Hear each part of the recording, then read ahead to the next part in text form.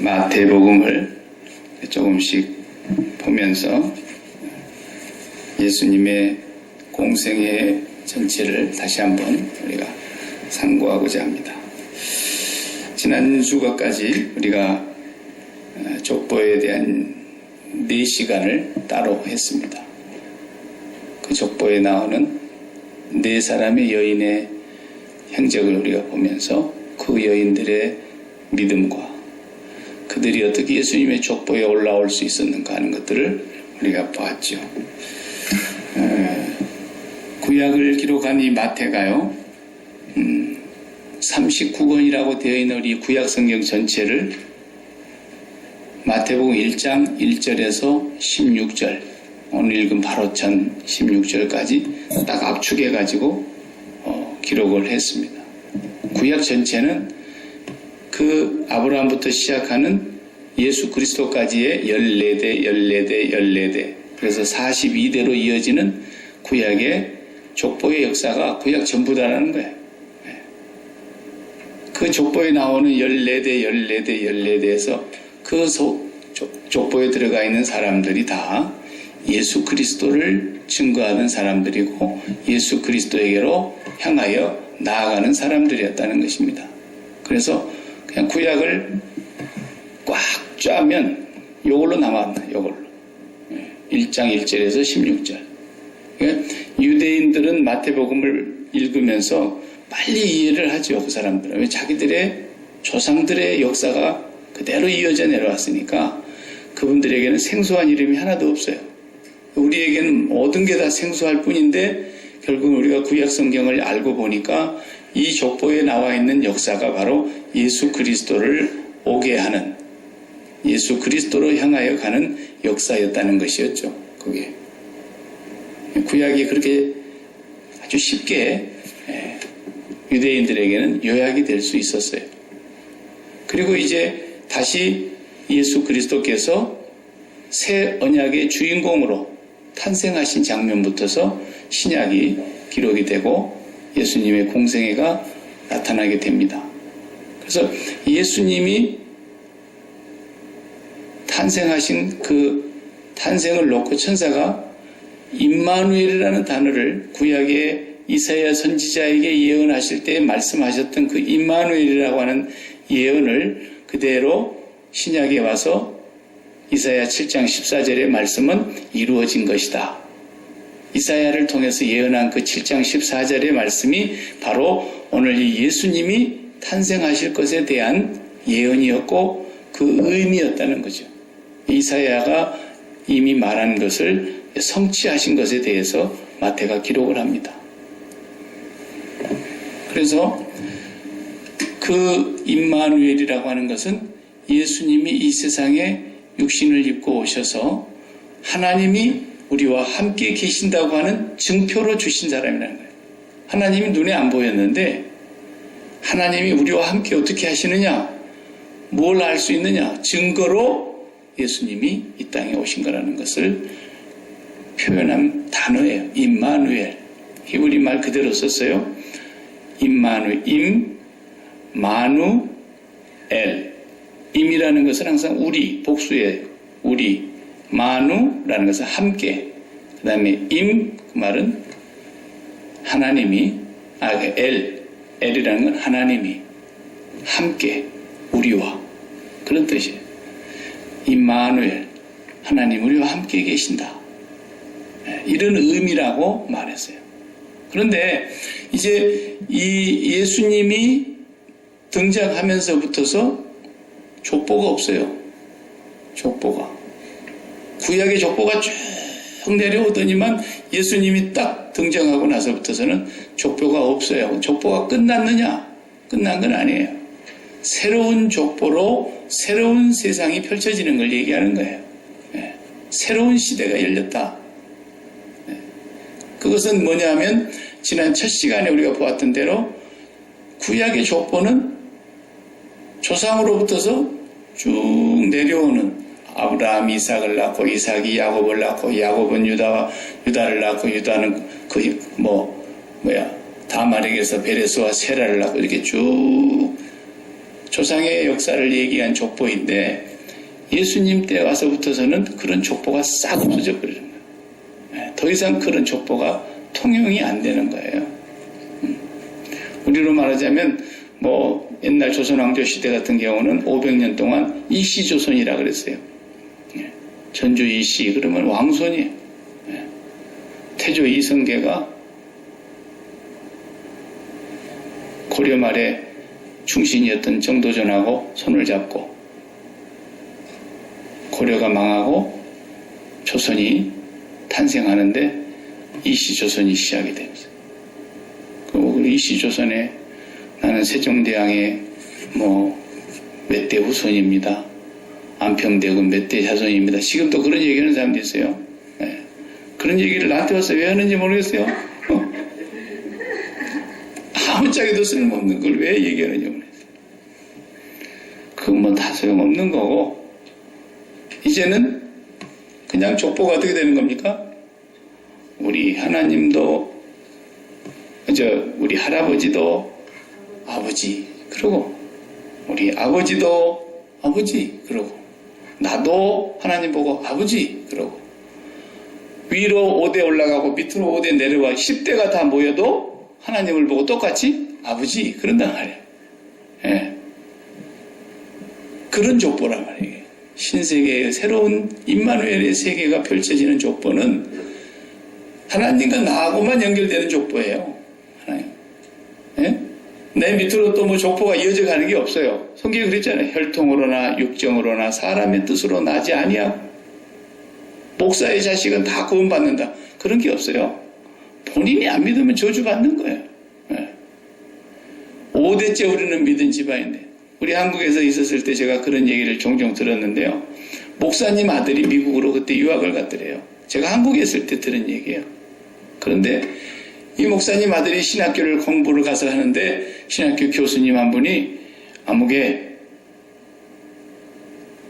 본어게인 했느냐 거듭났느냐 이렇게 묻더라는 거죠. 그러니까 이 목사님 아들이 내가 그래도 5대째 믿는 집안의 자손이고 우리 아버지도 목사고 할아버지도 목사고 그래가지고 내가 지금 이제 또 대를 이어서 신학교에서 공부하고 목사가 되려고 왔는데 날 보고 born again 그러니까 기분이 나쁜 거예요. 예. 그래서 대답을 안 하고 우리 아버지도 목사요. 우리 할아버지도 목사요. 우리 집안은 대대로 기독교 집안입니다. 그러니까 so what? 그게 무슨 소용이 있냐 이게 너하고 너 아버지가 목사니까 네가 자연히 구원받았다고 할 수 있느냐? 예. 그러니까 우리는 하나님과 나와 연결되는 임마누엘의 족보라는 뜻이에요. 하나님이 나와 함께 계신다. 하나님이 우리와 함께 계신다. 그런 거예요. 그러니까 누구든지 그 예수를 영접하기만 하면 하나님의 자녀가 되는 권세를 주셨으니 그리고 하나님의 자녀가 되면은 우리 증조 할아버지도 그 하나님한테 아버지 그러고 우리 고조 할아버지라도 그 하나님한테 아버지 그러고 우리 할아버지 아버지 나 자손 손자 증손자 고손자까지라도 그분에게 계속 아버지 그런 거예요. 그러니까 나하고 아버지하고 연결되는 그거 외에는 아무것도 없어요. 그러니까 이 세상에서 예수를 믿는 사람들은요 그걸 알아야 돼요. 내가 엄마고 내가 아빠라고 해서 자녀들보다 내가 믿음이 좋다. 절대로 그럴 수가 없어요. 네. 내 자녀들이 훨씬 나을 수 있어요. 네. 내가 맨날 걱정하고 근심하고 저기 앞으로 세상을 어떻게 살까 이렇게 막 조마조마하던 그런 자식이 나보다도 훨씬 하나님 앞에 가면은 믿음이 좋은 상급을 받고 있을지 모른다 그 말이에요. 왜 나하고 아무 상관이 없다니까요. 족보가 아버지한테 직접 자녀로 태어나서 거듭난 자식이 되는 거예요. 이게 임마누엘 족보인 거예요. 네. 누구든지 예수를 믿으면 거기에는 세상의 족보는 뭡니까? 가문 따지죠. 그다 또 학벌도 따지죠. 여기는 그리고 집안 따지죠. 별걸 다 따지잖아요. 경력 따지죠. 인물 따지죠. 또 돈이 얼마나 있느냐 이런 것도 따지죠. 별것을 다 따지는데 하나님은 그것을 하나도 안 따진대요. 네가 부자냐 가난하냐 그것도 하나님은 상관없고 네가 많이 배웠느냐 학교 문턱도 못 가봤느냐 그거 상관없고 네가 권력을 갖고 있느냐, 네가 재력이 있느냐, 네가 능력이 있느냐, 뭐 그런 거 아무 상관없어요. 네. 거지 나사로라도 하나님과 관계가 있으면 임마누엘 족보 안으로 들어가는 거고, 다말 같은 그런 정말 사람으로서는 도저히 용납이 안 되는 그런 행동을 한 여인이라도 하나님의 의의 족보를 이어가려고 하는 그 여인의 희생과 결단이 하나님 앞에서 네가 어렵다 인정받아 버리는 거예요. 그냥. 예. 평생에 우리가 가끔 보면은 못된 짓만 하다가 늦게서 예수 믿어가고 간증하러 다니는 사람들 보면은, 예. 언젠가는 제가 그 간증을 한번 들어봤는데요. 그런 간증을 하고 다니니까 별로 덕이 안 될 때가 있더라고. 자기가 예수 믿기 전에 얼마나 고약했느냐를 이제 설명하다 보니까 그랬겠죠. 근데 어떤 노부부가 여름 떼학볕 때 그렇게 땀을 뻘뻘 흘리면서 밭을 열리고 가지고 쭉 콩을 심고 쭉 수박을 심고 쭉 참외를 심고 이렇게 해가지고 이제 농사 지어서 팔아서 그 푼돈도 좀 만들고 용돈도 만들고. 그런데 이 사람이 예수 믿기 전에 그 할아버지가 자기한테 조금 고약하게 했다 그래가지고 밤중에 가가지고 전부 뿌리를 칼로 잘라붙다는 거예요. 발 하나를 다 잘라붙대. 수박도 다 잘라버리고 참외도 다 넝쿨 다 나왔는데 다 잘라버리고 싹 다 잘라버렸더니 이 영감탱이 한번 고생해봐라 그러고. 아이고 내가 그런 얘기 와서 간증한다고 하니까 덕이 안 돼. 예. 아무리 사람이 하나님께서 죄를 지은 사람을 다 용서해 준다고 한다지만은 그런 소리를 했으니까 별로 덕이 안 됩니다. 그 노부부가 허리가 비도록 밭을 일고 가지고 도랑을 파고 씨를 뿌리고 물을 주고 갖고 가고 이제 곧 열매 나오고 이제 소득을 할 판인데 그걸 하나도 남김없이 다 잘라붙다 그러니까 그냥 예배 끝나고 내려오면 내가 그냥 한 대 때리고 싶더라고.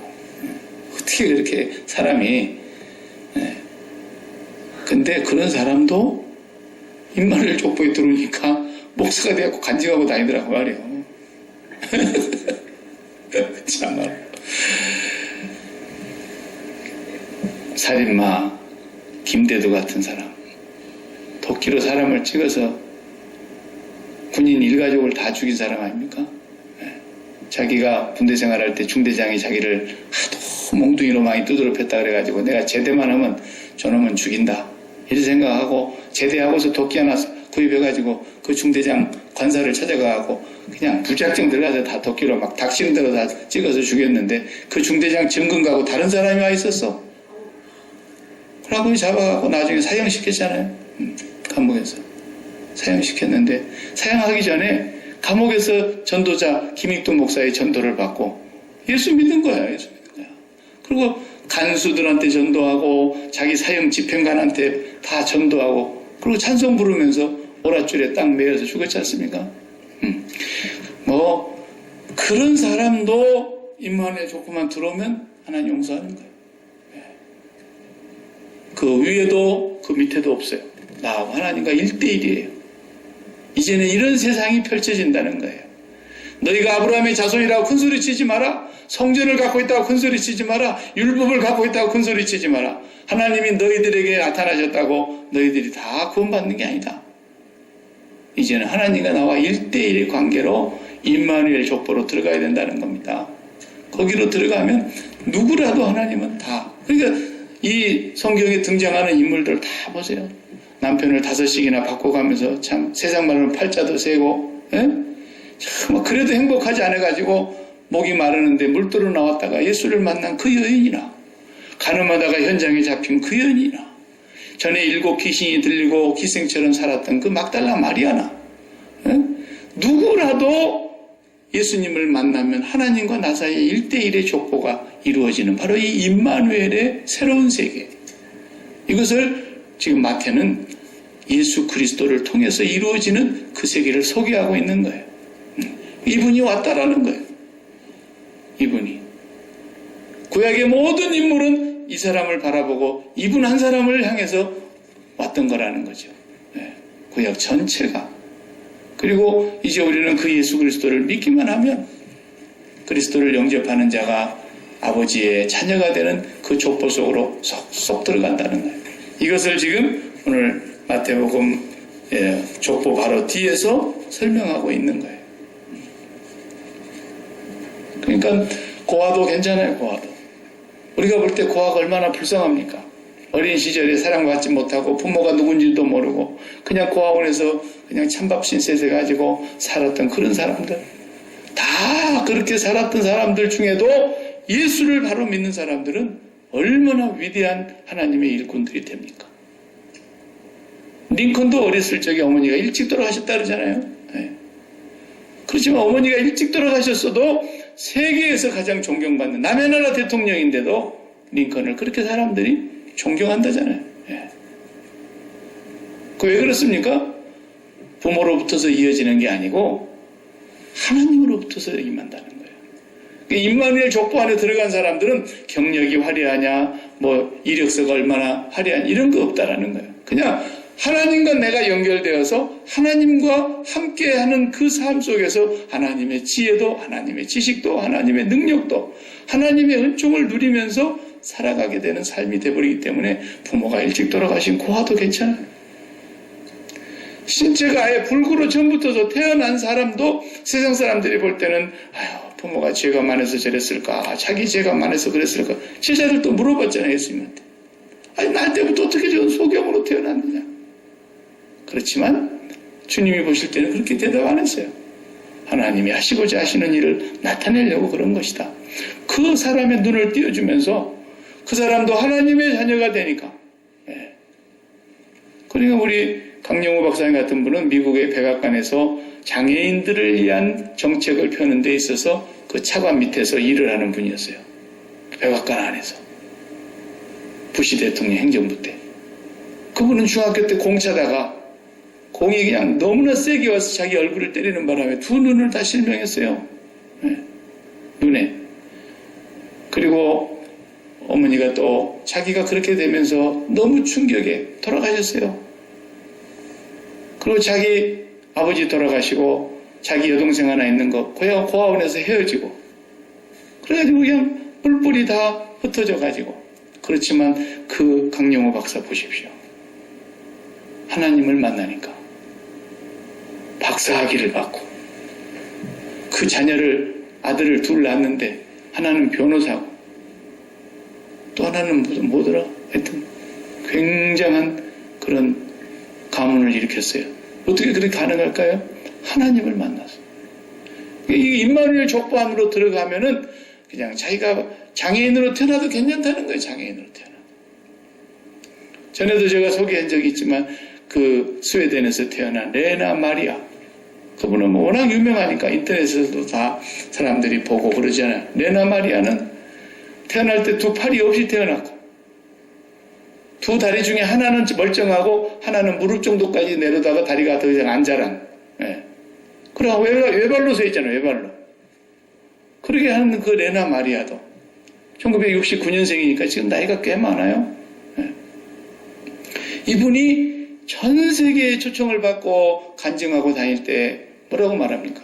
여러분 못 배웠다고 실망하십니까? It doesn't matter. 아무 문제 없다는 거예요. 여러분들이 돈이 없다고 해서 걱정하십니까? 하나님은 그거 문제 삼지 않는다는 거예요. 그러면서 그분이 맨 처음에 딱 간증 끝나면 첫 번째 곡이 언제나 Amazing Grace. 그걸 쫙 부르는 거예요. 그 초청받은 나라의 국가의 언어로 한번 부르고 영어로 한번 부르고 스웨덴어로도 부르고 쫙 이렇게 불러요. 그러면 천상의 목소리라고 하잖아요. 그 사람은. 그렇게 불구로 태어났는데 그 아버지가 어머니가 훌륭한 분이었어요. 그 어머니 아버지가 하나님을 섬기고 예수 믿는 사람이기 때문에 그 자녀에게 좋은 영향을 준 거예요. 너는 정상이다.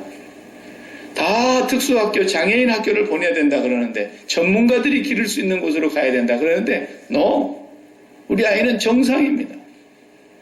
우리 아이는 하나님께서 특별한 목적이 있어서 특별하게 만드셔가지고 누구에게 이 자녀를 보낼까 하다가 우리한테 보내신 겁니다. 이 얼마나 훌륭한 아버지입니까? 얼마나 훌륭한 어머니입니까? 그래서 정상인 학교에서 정상적으로 공부하도록 해가지고 근데 올림픽에 나갔잖아요. 이번에 우리 한국에 올림픽 하듯이 동계올림픽이 아니고 하계올림픽에 나가가지고 수영을 하는 올림픽 스웨덴 대표 선수로 장애인 올림픽에 나가가지고 금메달을 4개나 땄어요. 팔도 없는 여자가 어떻게 그렇게 수영을 잘합니까? 다리도 2개가 아니고 다리도 그래도 이렇게 해야 좀 더 빨리 나가는 건데 다리 하나 가지고 금메달을 5개, 4개. 예. 그 발로 운전하는 거 이거 보면은 정말 발로 운전합니다. 발로.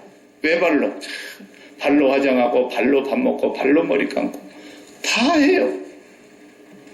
그러면서 하나님을 만나니까 그 임마누엘의 세계 안에 족보로 들어가게 되면은 과거의 경력이 무엇이냐, 조상이 무엇이냐, 네의 뭐가 어떠냐 이런 거 하나님이 아무 상관없다는 거예요. 하나님과 나와 1대1의 관계 속에서 하나님의 능력을 받고 하나님의 은혜를 받고 하나님의 사랑을 받고 하나님의 지혜를 얻어서 살게 되는 그런 인생이 된다는 것을 생생하게 보여줘요. 네. 지금 미국에 와서 봉사활동하고 있는 그 닉 부이치치도 마찬가지예요. 호주에서 태어났습니다. 목사님 아들이에요. 그 사람은 더 우습게 태어났어도 2 팔도 없지만 2 다리도 없어. 그냥 엉덩이 밑에 다리가 나와야 될 그 자리에 오리발 같은 거 하나, 요런 거 하나 나왔잖아요. 네. 이런 거. 그러니까 몸뚱아리가 엉덩이 밑에는 없어요. 오리발 같은 거 하나 이렇게 움직이는 거 뺏기는 없어요. 개구리 발 뒷다리 같았고. 그래도 그거 딱 서가지고 말이죠. 안 넘어지고 서가지고 그 앰프 전자에 드럼 치는 거 보셔야죠. 네.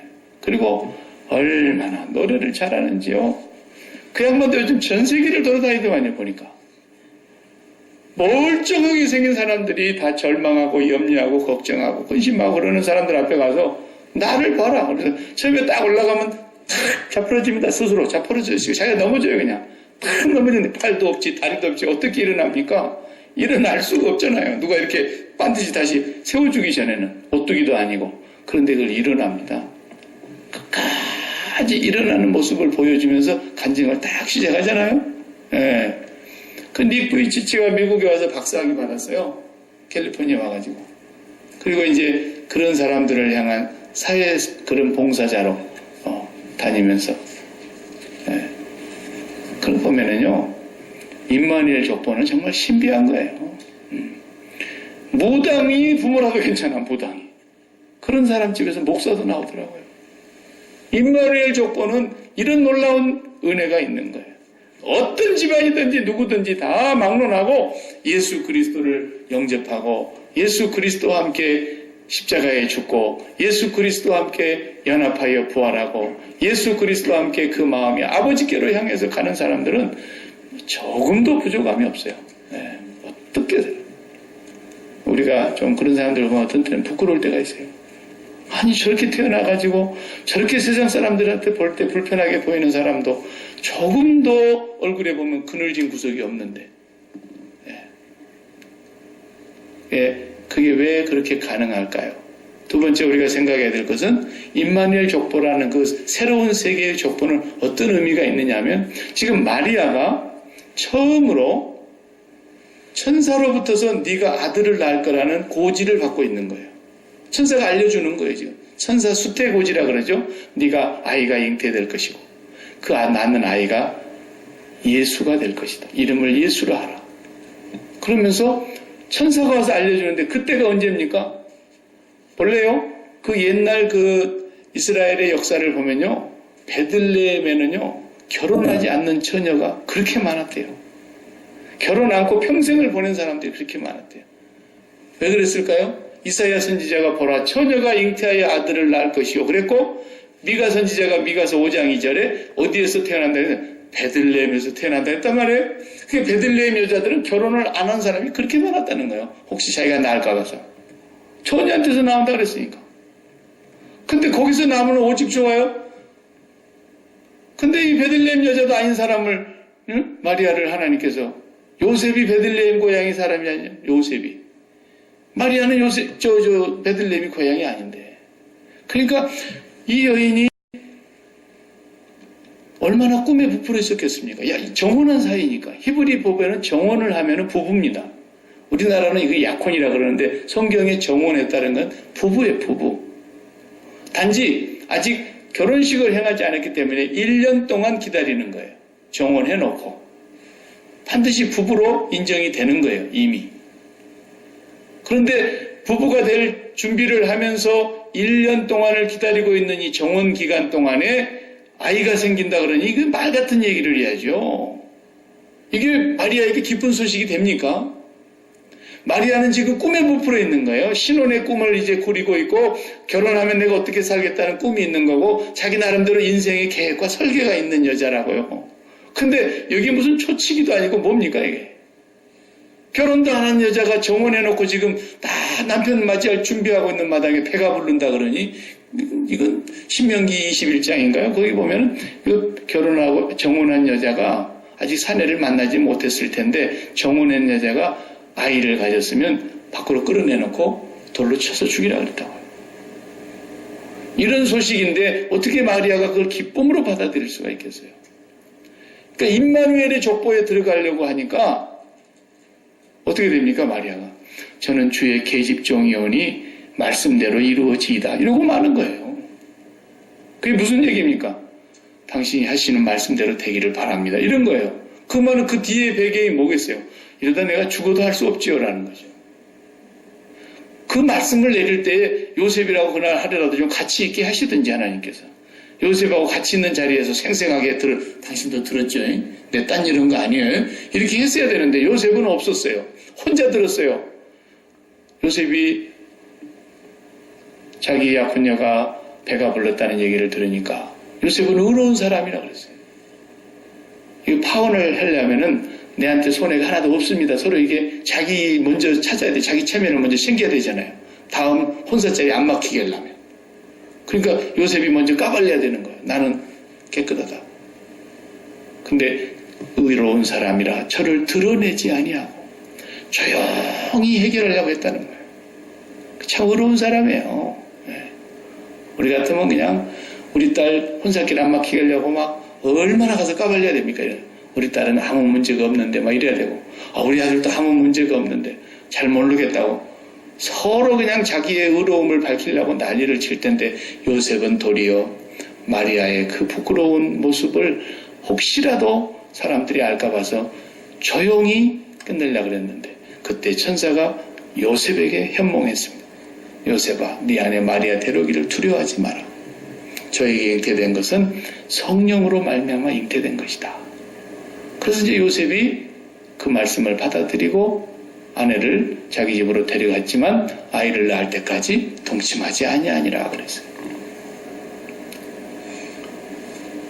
이것이 바로 임마누엘의 족보 속으로 들어가는 과정이에요. 여러분, 육신의 몸이신 예수님을 마리아가 잉태해서 이 세상에 나오게 하신 도구로 쓰임 받은 것처럼 똑같이 오늘 또 우리가 예수님을 잉태하는 삶이 이루어져야 돼요.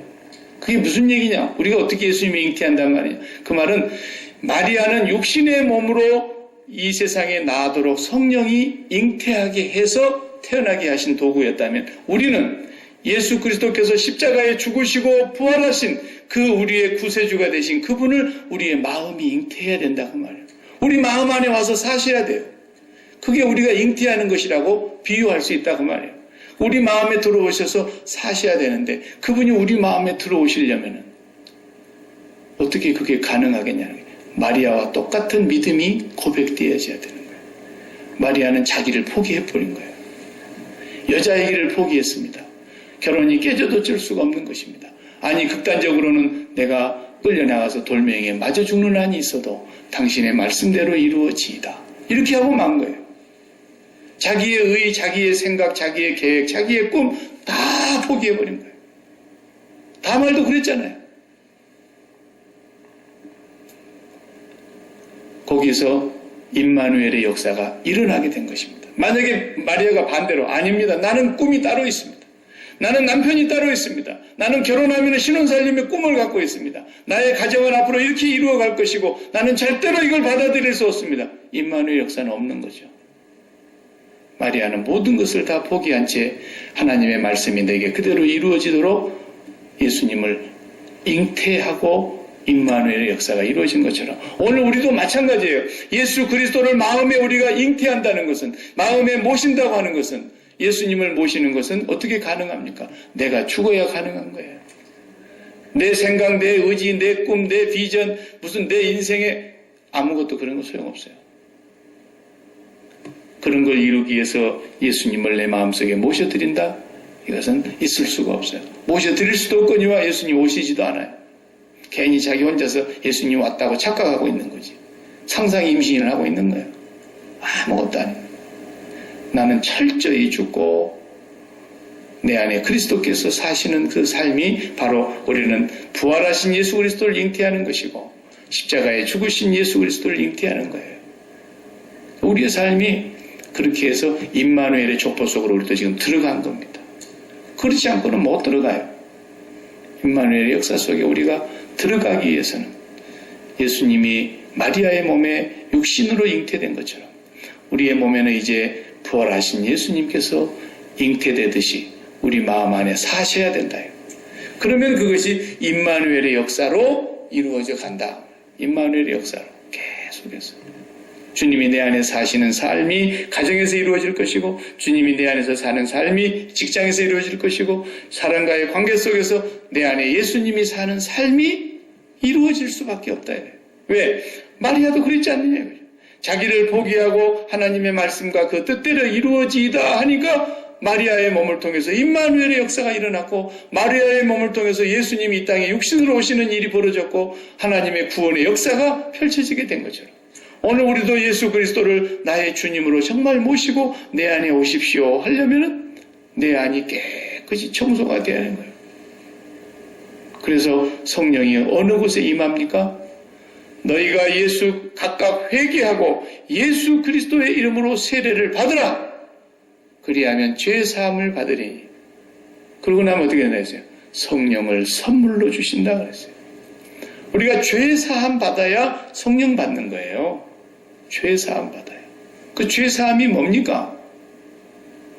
남의 집 밭에 가서 무 뽑아 먹은 거 회개합니다. 그런 게 회개하고 죄 사함 받는 겁니까? 그런 거 아니잖아요. 우리의 죄된 몸, 죄의 몸, 죄의 구조를 갖고 아담으로부터서 시작하여 죄가 들어왔고 그 죄로 말미암아 사망이 왕노릇하고 있는 우리의 옛사람의 이 죄의 몸, 이 몸뚱아리 때문에 붙어있는 모든 것들이 우리의 마음을 장악하는 거예요. 이 몸뚱아리 하나 때문에. 예. 여러분 몸뚱아리 없은 걸로 지금 한번 다 가정해 봅시다. 다 몸이 없어요 여러분. 영만 있어. 오늘 예배당에 영만 다 찾아왔어요. 좋은 차 타고 싶겠어요? 영이? 좋은 옷 입고 싶겠어요? 영이? 좋은 옷, 좋은 음식 먹고 싶겠어요? 좋은 집 갖고 싶겠어요? 영은 그런 마음이 없어요. 그거 아무 상관이 없어요. 몸이 있기 때문에 그런 거니까. 몸이 있기 때문에. 그것이 마음에 그래서 좋은 것들이 계속 몸이 있기 때문에 마음과 함께 연합을 해가지고 그 좋은 것들에게 마음이 계속 달라붙는 거예요. 그 달라붙으면은 그래서 계획대로 쫙 달라붙으면은 할렐루야 그러죠. 뭐가 할렐루야 할렐루야는 하나님 못 오지 말라 그랬잖아요. 내가 하나님이 좋아서 할렐루야 해야지. 내내 뭐 다른 거 좋아하고 있는데 할렐루야 그러는 거예요. 놀렐루야 정말 놀렐루야. 네. 그런 건 신앙도 아닙니다. 그래서 우리 마음에 있는 그 모든 것을 깡그리 죄의 몸이 되기 때문에 그 죄의 몸이라서 어쩔 수가 없어요. 죄의 몸이라서. 네. 이것을 깡그리 주님께서 십자가에 못 박아 죽이시기 위해서. 그래서 예수 그리스도와 함께 죽으심으로 너희가 연합하여 세례 받은 줄을 알지 못하느냐.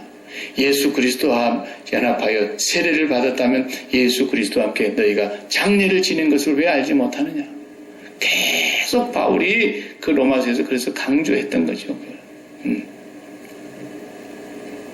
복창해야 돼요 맨날. 하나님 나는 예수님 안에서 예수님으로 말미암아 예수님의 십자가의 죽으심이 나의 죽음이 된 것을 믿습니다. 예수님의 십자가의 죽음이 나의 죽음인 것을 나는 확인하고 고백합니다. 그렇게 여기고 살라 그랬잖아요. 잊지 말아야 돼요. 여기고 살아야 돼요. 그래야 우리가 죄의 종이 안 되는 거예요. 왜 죄의 종이 되느냐? 죄의 종이 되는 것은 내가 아직도 그것을 망각하고 있기 때문에 그러는 거예요. 내 마음을 뭐가 유혹해 들어옵니다. 그러면 나는 죄에 대하여 죽은 자다. 사탄아 물러가라. 내가 예수 그리스도와 함께 죄에 대하여 죽었고 세상에 대하여 죽었고 나에 대해서도 죽었다. 그것이 마리아의 신앙 고백이에요. 마리아가 그걸 고백한 거예요. 나는 여자로서는 오늘로 끝입니다. 당신의 말씀이 내게 이루어지면 이루어진 대로 하겠습니다. 거기에 어마어마한 인류 구원의 역사를 이루시기 위한 하나님이 함께 하시는 임마누엘의 족보가 탄생이 된 거예요. 마리아 한 사람의 순종이. 오늘 우리도 똑같아요. 우리도 내 모든 것을 십자가에 못 박은 채 내가 죽고 내 안에 그리스도가 살기만 하면 오늘도 그 하나님이 나를 통해서 내 안에 사시는 그리스도가 살게 하실 거예요. 어디 가서 살아도 내 안에 그리스도가 사시는 모습이 보이게 될 거예요. 이것이 예수 믿는 자의 임마누엘의 세계 속에 있는 삶이에요. 저와 여러분 그렇게 살아가시기를 간절히 축복합니다. 네, 기도하십시오. 하나님 감사합니다. 우리가 오늘도 예수님의 수태고지에 대한 말씀을 배우면서 마리아라고 하는 한 여인이 하나님 앞에서 자신을 죽이고 자신의 뜻을 포기하고 자기됨을 부인하고 마치 자기 십자가를 지는 것처럼 죽을 것을 각오하고 하나님의 뜻이 말씀대로 이루어지이다 받아들였을 때에 하나님께서 인류 구원의 역사가 그 여인의 몸에서 난 예수 그리스도를 통해서 나타났듯이 하나님, 우리가 이제는 예수 그리스도를 나의 주 나의 하나님으로 우리가 믿고 영접하여 아버지 임마누엘의 족보 속에 저희들도 들어왔사온데 우리 속에서 예수가 살고 있는지 날마다 자신을 확인하며 확증할 수 있게 하여 주옵소서. 너희 안에 그리스도께서 계시지 아니하면 너희는 버리운 자라고 주님 바울은 분명히 선언했습니다. 예수 그리스도께서 날마다 내 안에 사시기 위하여 우리도 나 자신을 십자가에 못 박고 나 자신을 부인하고 주님이 가신 그 길을 순종하며 따라갈 수 있게 하여 주셔서 우리의 삶이 임마누엘의 삶으로 날마다 점철되어질 수 있도록 은혜를 베풀어 주옵소서. 예수님의 이름으로 기도하옵나이다. 아멘. 아멘.